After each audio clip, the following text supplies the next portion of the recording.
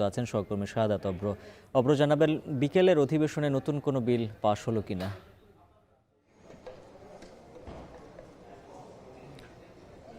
উজ্জ্বল, ইতিমধ্যেই কিন্তু আরও ৩টি বিল উঠেছে। সেই ৩টি বিল কিন্তু হচ্ছে ইতিমধ্যে পাশ হয়েছে কণ্ঠভোটের মধ্য দিয়ে।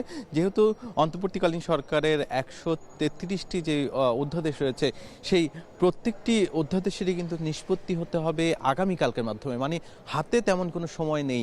আগামীকাল একদিন ১২ তারিখ, সেই ১২ তারিখের মধ্যেই কিন্তু এই যে যতগুলো এখন পর্যন্ত বিল বাকি আছে সবগুলোই কিন্তু সমাধান করতে হবে। তার মধ্যে সরাসরি কিন্তু বিল আকারে উঠার কথা রয়েছে ৯৪টি, এবং তার পাশাপাশি আরও ১৫টি কিন্তু হচ্ছে যারা কিনা সংশ্লিষ্ট মন্ত্রণালয় আছে সেখানে কিন্তু হচ্ছে পাঠানো হয়েছে।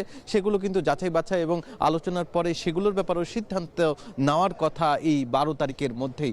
আগামীকাল শুক্রবার ছুটির দিন, তবুও কিন্তু এই জাতীয় সংসদ কিন্তু চলবে, এমনটা কিন্তু গতকালকে আমাদেরকে জানানো হয়েছিল।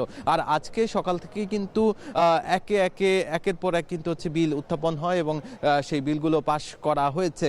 বিকেলের সেশনেও কিন্তু ইতিমধ্যে ৩টি বিল, যেটি কিনা হচ্ছে ইতিমধ্যে মুক্তিযোদ্ধা কমিশনের যেই রহিতকরণ একটি বিল ২০২৬, সেটি কিন্তু হচ্ছে পাশ হয়েছে। এছাড়াও গ্যাস সংশ্লিষ্ট একটি বিল আছে, সেটিও কিন্তু পাশ হতে আমরা ইতিমধ্যে দেখেছি। তার পাশাপাশি আরও একটি বিষয় জানিয়ে দেয় যে আজকের যেই কার্যসূচি আছে সেই সূচি অনুযায়ী ৭১ বিধিতে কিন্তু সকালে যেই প্রথমার্ধে সংসদ শুরু হয় তখন কিন্তু হচ্ছে কিছু নোটিশ পড়া হয় এবং নোটিশের নিষ্পত্তিও কিন্তু করা হয়। সেই বিষয়ে আলোচনা কিন্তু হওয়ার পরপরই বিলগুলো উত্থাপন করা শুরু হয়।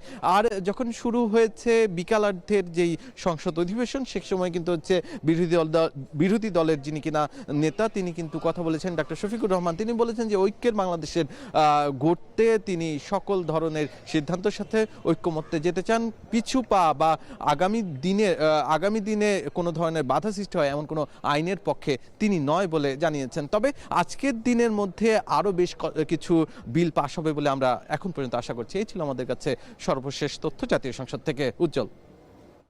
শাহাদাত অব্র জানাচ্ছিলেন।